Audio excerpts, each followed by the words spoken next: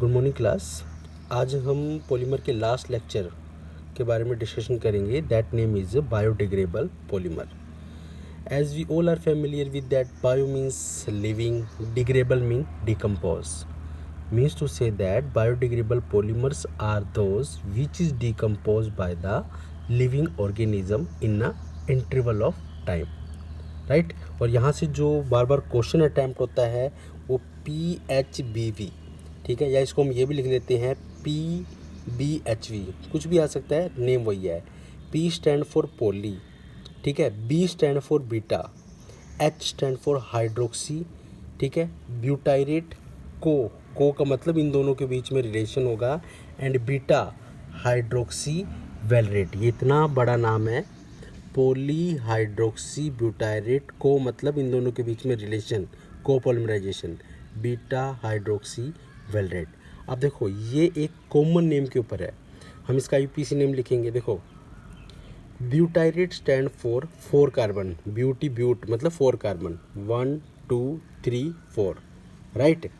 Beta hydroxy, देखो हम सबको पता है COOH फंक्शनल ग्रुप है, अल्फा पोजीशन, बीटा पोजीशन पे हमने क्या लगा दिया, OH। क्लियर, यानी कि ब्यूटाइरेट में 4 कार्बन जिसकी अल्फा पोजीशन और उसकी बीटा पोजीशन पे हमारा OH लगा हुआ है, राइट। को मतलब इन दोनों के बीच में कंडेंसेशन होगी, ठीक है, कोपोलिमराइजेशन। और अब देखो क्या है, वेलरेट मतलब 5 कार्बन, 1 2 3 और 2 इसके अंदर हो जाएंगे 5, ठीक है, जिसको मैंने सीधा लिख दिया इसके अंदर C2H5, यानी कि इसकी भी बीटा पोजीशन पे अल्फ़ा और बीटा पोजीशन पे हमने OH लगा दिया, जो आपके सामने टोटली ये है। क्लियर, 4 और ये। अब देखो N यहाँ लगा दिया, N यहाँ लगा दिया। अब आपको एक बात हमने पूरे चैप्टर में डिस्कस करी है, COOH से हमेशा OH निकालने की कोशिश करना, OH आउट, राइट। और यहाँ से जो आपका OH है वहाँ से सिर्फ H निकालेंगे, यानी कि मैंने यहाँ से H निकाल दिया, इट मीन्स जहाँ पर भी हमारा OH होगा वहाँ से H जाएगा, और यहाँ से OH, वाटर निकल गया, N 2N, राइट। और 2N में से single water molecule out, 2N-1 water molecule. Clear, अब इन दोनों को आपस में कंबाइन कर दो। मैंने अभी दोबारा क्या बोला, OH हमेशा आपका क्या देगा, H, तो इसको लिखने की कोशिश करो, H आउट, O यहाँ पर आपके सामने, बाकी एज यूजुअल सारा सेम यहाँ तक लिख दिया। क्लियर, और यहाँ से OH और H वाटर का निकल गया, यानी कि CO, यानी कि CO और रिमेनिंग पोर्शन C2H5 और एज यूजुअल। और यहाँ पे देखो क्या है, मैंने आपको थोड़ी देर पहले बोला था ये OH देगा, तो ये भी आपका OH देगा। थोड़ा ध्यान से आप इसको देख लो, H OH और ये जो आपका कंपाउंड बनेगा वो PHBV, पॉलीमर बनेगा ये पूरा। ये इस PHBV बायोडिग्रेडेबल पॉलीमर की बहुत मेन यूजेस आते हैं। देखो हमने कैप्सूल देखे हैं, कैप्सूल यानी कि कुछ ड्रग्स हम उस कैप्सूल में होते हैं, और वो कैप्सूल का कई बार माइंड में आता है कि वो कैप्सूल क्यों बनाए। वो कैप्सूल एक पर्टिकुलर डिजीज़ में एक पर्टिकुलर अमाउंट ऑफ मेडिसिन का यूज़ करके क्योरनेस में काम आता है, ठीक है। जैसे हम उस कैप्सूल को खाते हैं, वो हमारी बॉडी के अंदर जाता है, स्टमक के अंदर, वहाँ HCl या लिविंग ऑर्गेनिज्म बैक्टीरिया उसको डिकम्पोज कर देते हैं, और वो एक स्पेसिफिक वर्क परफॉर्म कर पाता है। इसीलिए हम उसको क्या कहते हैं, यूजेस में पैकिंग या ऑर्थोपेडिक डिवाइस में यूज़ करते हैं हम उसको, ऑर्थोपेडिक डिवाइस में। क्लियर, और एक बात और, 3 हाइड्रोक्सी ब्यूटानोइक एसिड जिसको हमने बीटा हाइड्रोक्सी ब्यूटाइरेट बोला, ठीक है, इसका एक अपना स्पेसिफिक काम है स्टिफनेस, ठीक है, बायो वालो या इसको देख लेना, स्टिफनेस। और इसके अंदर 3 हाइड्रोक्सी पेंटानोइक एसिड ये क्या करता है, उसको फ्लेक्सिबिलिटी देता है, यानी इसको स्टिफनेस देगा, यानी कि ना ज़्यादा बहुत ज़्यादा ना टाइट ना लूज टाइप का, और ये उसकी फ्लेक्सिबिलिटी यानी कि ईजी टू क्योर, ठीक है, ये चीज़। Next biodegradable polymer is nylon 2 and nylon 6। देखो नायलॉन 6 के बारे में हम ऑलरेडी डिस्कस कर चुके हैं। The monomer of nylon 6 is caprolactam, और उसके बाद हमारा क्या बना था, ठीक है, नायलॉन 6 की इसका मतलब है यहाँ पे 6 कार्बन तो होंगे ही होंगे, ठीक है। और उसके बाद जो बना था हमारा, वो बना था अमीनो कैप्रिक एसिड, फिर हमने उसका पॉलीमराइजेशन करवा दिया था, फिर हमारा नायलॉन 6 प्रिपेयर हो गया था। सिमिलरली जैसे नाइलॉन 6 प्रिपेयर किया था, उसी तरह नाइलॉन 2 का मतलब है यहाँ पे 6 कार्बन की नीड थी, यहाँ पर 2 कार्बन की, सेम यही। फंक्शनल ग्रुप कार्बोक्सिलिक है, उसके बाद 5 कार्बन फिर NH2। इसी तरह फंक्शनल ग्रुप आपका कार्बोक्सिलिक है, सिंगल कार्बन के साथ NH2।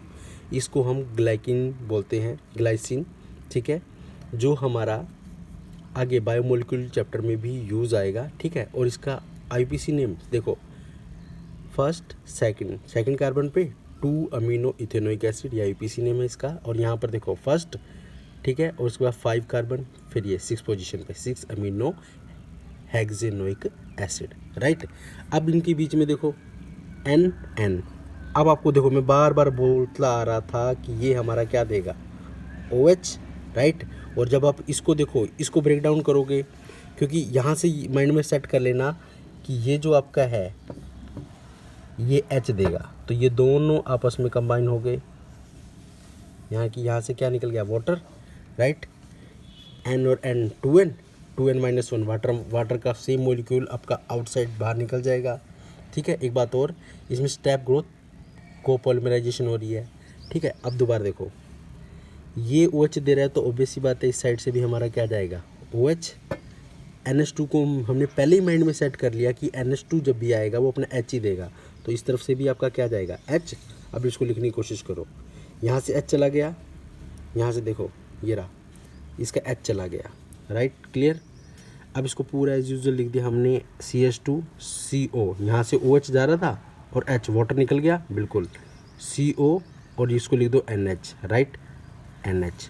बाकी एज यूजुअल C2H5 CO, ये nylon 2 nylon 6, clear. It is also a biodegradable. एक क्वेश्चन अराइज होता है, why do we use biodegradable polymer, हमें बायोडिग्रेडेबल पॉलीमर्स की नीड क्यों है। देखो हम सबको पता है, अगर बायोडिग्रेडेबल डिग्रेड ऑर्गेनिज्म द्वारा हो पाएगा तो हम उसको ईजिली एक पर्टिकुलर इंटरवल ऑफ टाइम के बाद उसे डिकम्पोज कर पाएंगे, और उसका एक अपना पर्टिकुलर फंक्शन होगा। यानी कि ये देखो, to avoid the waste disposal problem, और वो कैप्सूल के अंदर, जैसे मैंने आपको पहले भी बताया था, कैप्सूल के अंदर जो ड्रग है उसका एक अपना पर्टिकुलर फंक्शन है उसको कंट्रोल करने के लिए, ठीक है, और उसकी लाइफ टाइम को बढ़ाने के लिए, ठीक है, in specially packing for long shelf off, ठीक है। और सेकंड, कई बार अगर क्वेश्चन आता है तो ऑर्थोपेडिक डिवाइस के लिए हमेशा बायोडिग्रेडेबल पॉलीमर यूज़ होता है, वो भी PHBV, कई बार क्वेश्चन आता है, राइट, ठीक है। अब आता है कि पॉलीमर्स को कौन कौन सी प्रॉपर्टी इन्फ्लुएंस कर सकती है। देखो उसका molecular mass, molecular size, molecular structure, ठीक है, ये तीनों की तीनों, उसका कितना बड़ा मास है, ठीक है, सॉरी, कितना ज़्यादा मास है, कितना बड़ा साइज़ है, और उसका स्ट्रक्चर किस तरह है, ये हमेशा एक पॉलीमर को इन्फ्लुएंस करते हैं, ठीक है। और अगर आप इसकी डिटर्मिनेशन चाहते हो कि वो डिटर्मिनेंट कैसे करते हैं, तो देखो इसके केमिकल्स मेथड होते हैं, ठीक है। एक GP एनालिसिस करते हैं, या फिजिकल मेथड, विस्कोसिटी, या हम उसकी कोलिगेटिव प्रॉपर्टी को हम सेकंड चैप्टर सॉल्यूशन में डिस्कस करेंगे। क्लास हमारा लास्ट टॉपिक ग्लिप्टल है। ऐसे ही सिलेबस में नहीं है, बट ये कई बार क्वेश्चन पूछा लिया जाता है। ग्लिप्टल देखो, हमने पहले इथाइलिन ग्लाइकोल डेक्रोनोटेरिलिन की प्रिपरेशन में यूज़ किया था, राइट। यानी कि इथाइलिन ग्लाइकोल ले लिया और एक थैलिक एसिड ले लिया, राइट, ये थैलिक एसिड, ठीक है। इन दोनों की हमने पॉलीमराइजेशन करी। अब आपको उसी तरह ये हमेशा OH आपका H देगा, H गया, यानी कि इस साइड से भी आपका H गया, क्लियर। COOH थैलिक एसिड का, ये हमेशा आपका क्या जाएगा, OH, ये तो हमने कंफर्म कर लिया। NN 2N 1 water molecule remove, 2N - 1 water will remove, right. अब इसको लिखने की कोशिश करो, H यहाँ से जाएगा तो सिमिलरली क्या गया हमारा, H यहाँ, क्लियर, ठीक है। और एज यूजुअल CH2 ये आपका O रह गया, ये हमारा O, और वाटर रिमूव, और बाकी ये भी अभी हमें क्या दे रहा था, OH, तो ये भी OH बाहर, और देखो ये रहा, ठीक है। तो हम इसको बोलते हैं ग्लिप्टल। स्पेशली ये यूज़ होता है इन दी मैन्युफैक्चर ऑफ पेंट्स एंड लैक्वर्स, ठीक है।